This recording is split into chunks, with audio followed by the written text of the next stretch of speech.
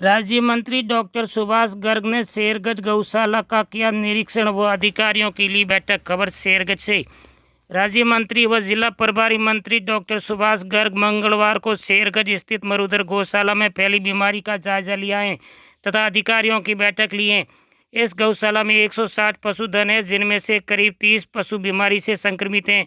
उन्हें अलग रखने के लिए कहा गया है। सरपंच प्रतिनिधि महेंद्र सिंह राठौड़, गौशाला के कोषाध्यक्ष बिहारीलाल मोदी, केवल चंद चोपड़ा, राहुल जैन, देवीलाल टावरी, मदनलाल टावरी व भैरूलाल खत्री सहित कार्यकर्ताओं ने गौशाला की 4 दीवारी बनाने तथा अप्रैल से अब तक का गौशाला का अनुदान दिलाने तथा पशु चिकित्सालय शेरगंज में वर्षों से रिक्त पड़े पशु चिकित्सक नियुक्त करने की मांग की है। मंत्री गर्ग ने कहा कि गौशाला के लिए अब 12 महीनों का अनुदान दिलाने की कोशिश कर रहे हैं तथा कहा कि 930 पदों पर भर्ती की जानी थी, जिसमें पशु चिकित्सक व 1400 पशुधन सहायकों का चयन भी हो गया था, लेकिन कोर्ट में स्टे की वजह से भर्ती नहीं हो पा रही हैं। अब वे अपील करके नियुक्ति दिलाने की कार्रवाई करेंगे। शेरगंज विधायक मीना कंवर और पीसीसी सदस्य उमेश सिंह राठौड़ ने कहा कि गौशाला की 4 दीवारी बनाने की कोशिश करेंगे। इस दौरान प्रधान शरण सिंह जोधा, भंवर सिंह तंवर, ऋषिराज, भरत टावरी और पंचायत समिति सदस्य भगवान सिंह भी मौजूद थे। पंचायत समिति शेरगंज के आईटी सेंटर में शेरगंज में लंपी स्किन से संक्रमित पशुओं के समुचित उपचार के संबंधित प्रशासनिक अधिकारियों के साथ बैठक लेकर आवश्यक दिशा निर्देश दिए।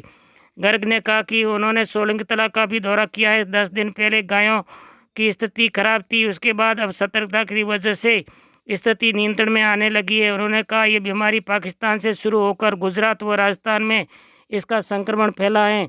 दवाइयों का प्रोडक्शन हो रहा है। शेरगंज विधायक मीना कंवर ने दवाइयों के लिए 10 लाख रुपए स्वीकृत किए। उन्होंने कहा है कि मृत पशुओं को दफनाने तथा बीमारी का फैलाव न हो, इसलिए परंपरागत देसी इलाज करें तथा दवाइयों का छिड़काव करें। मच्छर व मक्खी से ही बीमारी ज़्यादा फैलती हैं, अतः पानी का भी फैलाव नहीं होने दें। सरपंचों भामाशाह से अपील किया है कि मुख्यमंत्री के नेतृत्व में कोरोना का जिस तरह से प्रबंधन नियंत्रण किया था, उसी तरह से गायों की बीमारी में भी यह सक्सेस हो रहे हैं। उन्होंने कहा है कि यदि केंद्र सरकार से प्राकृतिक आपदा घोषित करे या न करे, लेकिन राज्य सरकार द्वारा कोई कमी नहीं आने दी जाएगी। ग्रामीणों को गायों का देसी इलाज वगैरह जागरूक करने के लिए पैम्पलेट वितरण करें। पीसीसी सदस्य उमेश सिंह राठौड़ ने कहा कि वे पशुपालन मंत्री से मिले हैं तथा विधायक कोष से 10 लाख रुपए स्वीकृत किए हैं। उन्होंने प्रभारी मंत्री का आभार जताया कि ऐसी स्थिति में वे आकर उन्होंने संबल प्रदान किया है। राठौड़ ने कहा कि बालेसर की गौशाला में सबसे ज़्यादा गौवंश हैं। गायों को हल्दी व काली मिर्च आदि का देसी काढ़ा पिलावे। इस दौरान पशुपालन विभाग के सहयोग निदेशक डॉक्टर संजय सिंघवी, एडीएम रामचंद्र, शेरगंज उपखंड अधिकारी पुष्पा कंवर सिसोदिया, विकास अधिकारी भगवान सिंह जैतौत, बालेसर उपखंड अधिकारी मनोज खेमादा, शेरगंज तहसीलदार फतेह सिंह सारण, सेकाड़ा की तहसीलदार सुमित्रा चौधरी, बालेसर के विकास अधिकारी बाबू सिंह, वृत्ताधिकारी पुलिस राजूराम चौधरी, थानाधिकारी देवेंद्र सिंह, लाकाराम व के सिंह सहित गणमान्य लोग व विभिन्न विभागों के अधिकारी मौजूद थे। शेरगंज से पत्रकार जेपी गोयल की लाइव रिपोर्ट। अपने सर्किल की ताज़ा खबर देखने के लिए सुपरफास्ट न्यूज़ चैनल को लाइक, सब्सक्राइब और शेयर करें। शेरगंज में आने से पहले हमने विधायक साहब के साथ जो है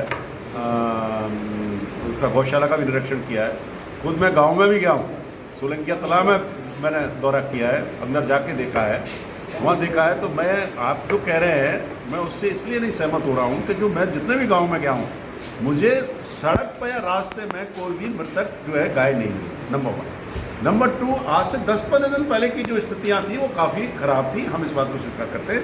लेकिन सभी के प्रयासों से भामाशाह, पशुपालन विभाग, प्रशासन के लोग, विधायकोों की जो क्रियाशीलता, उनके सक्रियता, और उसकी वजह से निश्चित रूप से काफ़ी कंट्रोल हुआ। आप जानते हैं ये बीमारी ऐसी बीमारी है, इसका फैलाव बहुत जल्दी होता है, और ये बीमारी पाकिस्तान से शुरू होकर के गुजरात और राजस्थान में, राजस्थान राज्य की स्थिति तो बहुत अच्छी है गुजरात के मुकाबले।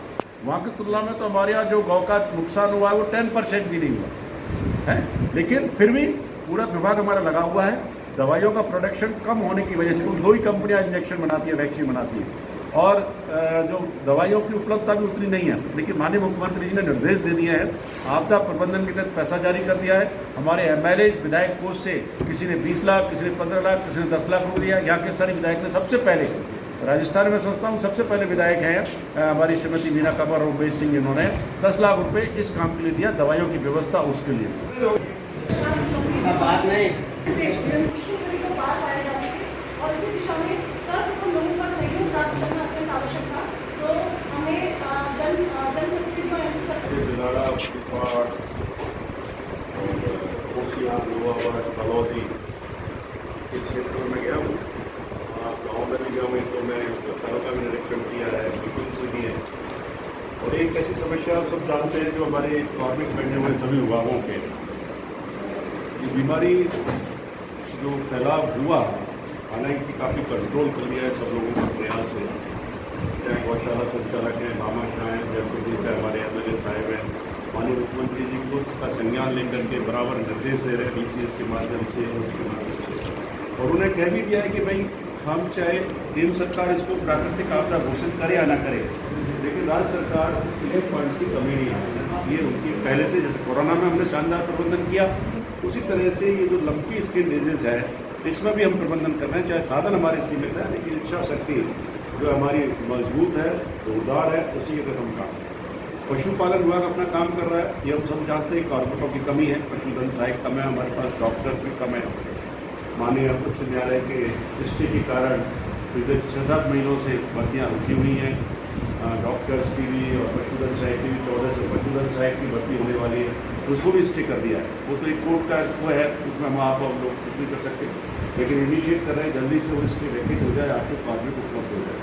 लेकिन इससे पहले जो 4-5 चीज़ें हैं, क्योंकि विस्तार हो गया, फैलाव हो गया, काफ़ी हज़ारों की संख्या में गायों की मृत्यु भी हुई है, उसको हम नकार नहीं सकते। लेकिन फिर भी पिछले 5 साल तक में आप लोगों ने जो प्रयास किए, काफ़ी कंट्रोल किया, मैंने देखा मुझे कहीं भी किसी भी गौशाला में या रास्ते में कोई भी एक भी मुझे पशु जो है मृत नहीं मिला। तो मैं मानता हूँ जैसे पहले जैसे गायों में रास्ते में मिल रहे थे, लेकिन मैं गाँव से भी गुजरा हूँ, कहीं भी मुझे सड़क पर या कहीं भी, तो एक अच्छा संकेत है। शुरू के 10-15 दिन पहले ये स्थिति आई थी, लेकिन आज की स्थिति में मैंने गाँव से पूछा भी बिल्कुल पड़ा हुआ है, तो किसी ने भी सरपंच साहबों से मिला, अभी रास्ते में मैं तो आपके सोलन के अस्पताल में गया हूँ, वहाँ देखा तो वहाँ स्थिति मुझे नहीं लगी। हाँ, लेकिन ये ज़रूर है विस्तार हुआ है, फैलाव हुआ है, और जो संक्रमित जो गाय हैं उनकी संख्या हुई है, लेकिन अब काफ़ी कंट्रोल हुई है। और उसमें जो सबसे बड़ी बात है, 3-4 चीज़ों को आपको फोकस करना है। और यहाँ के हज़ारों MLA साहब यहाँ बैठे हुए हैं, हमारी भाभी साहब यहाँ बैठी हुई हैं, हाँ, कल ऊपर गया था, 10 लाख रुपये विधायक साहब ने भी अपने पोस्ट से दे दिया है, दवाइयों की व्यवस्था, JCB नहीं मिल रही है उसकी व्यवस्था, कलेक्टर्स को निर्देश भी दे दिए गए, उसके आदेश भी आपको जारी हो गए, स्वीकृति जारी हो गई है, तो कहीं किसी तरह की कमी ना हो। लेकिन फिर भी जो हमारे परंपरागत उपाय हैं जो गौशालाओं में किए जा रहे हैं, तो हमारे गाँव के लोग कर रहे हैं, उसमें यही कर रहा हूँ, यही कहना चाहूँगा कि जहाँ भी एफेक्टेड दिखाई दे उसको अलग सेपरेशन कर दिया जाए गाय का, ये हमारा फोकस होना चाहिए। मैं सभी सरपंच प्रधान साहब से अनुरोध करूँगा कि सरपंचों को जब मीटिंग से पहले भी किए और बनाइए उन लोगों को वार्ड करते हो जिसके लिए कि कोई भी गाय संक्रमित दिखाई दे, उसके लक्षण दिखाई देने लगे, तभी तुरंत उसको अलग कर दिया जाए। गौशाला में भी अलग बाड़ा बना दिया जा सकता है। कलेक्टर्स को निर्देश दे दिए गए कि जहाँ भी गौचर की भूमि उपलब्ध है वहाँ एक अलग बाड़ा बना दीजिए और वहाँ उसको रख दीजिए, सेपरेट कर दीजिए। तो सबसे पहला काम क्या करना चाहिए, हमको सेपरेट करना चाहिए। दूसरा, सफाई की व्यवस्था करनी चाहिए। तीसरा, दवाई की छिड़काव। हमने नगर पालिका को निर्देश दिया, पंचायतों को भी निर्देश दे दिया है, SDM साहब को कह दिया गया है कि दवाइयों की 30-30 हज़ार की एक मशीन आ रही है, हैंडी मशीन हो, वो 10-15 मशीन यहाँ से खरीद लीजिए और वो गाँव में जहाँ भी पशुओं का झुंड होता है, जब मक्खी मच्छर ज़्यादा होते हैं, पानी का भराव होता है, उनमें दवाइयों का आप छिड़काव करें। ये निर्देश कलेक्टर को भी दे देंगे, ADM साहब किया है, बाकी साहब को मिल जाएंगे, तो आप MLA पोस्ट से वो भी ले सकते हैं। जो आपको 10 लाख रुपये दिया है, 10 मशीन खरीद ली, 3 लाख रुपये की आती है, वो बाद में भी काम आती रहेगी। जब भी मौसम आ जाती है, बरसात आती है, वो दवाई के छिड़काव का काम करेगी। पंचायत समिति में रखवा दीजिए, वहाँ से इशू करके हर पंचायत में रोटेशन पर एक 3-4 पंचायत पर एक मशीन हो जाए, रोटेशन से छिड़काव होता है। इसको भी आप SDM साहब, दोनों SDM आप बैठे हुए, इसको सुनिश्चित कर रहे हैं। इसी तरह से एक चीज़ जो सबसे ज़्यादा है, जो देशी परंपरागत उपाय है, जो सबको आप उसको सर्व करवा दीजिए सब जगह, आपने भेज दिया वो लीक में चढ़ा के क्षेत्र में बढ़वा दीजिए सब जगह, उस वजह से मुझे बताया गया, और वो देसी इलाज से काफ़ी उन्होंने 99% रिकवरी हो गई है।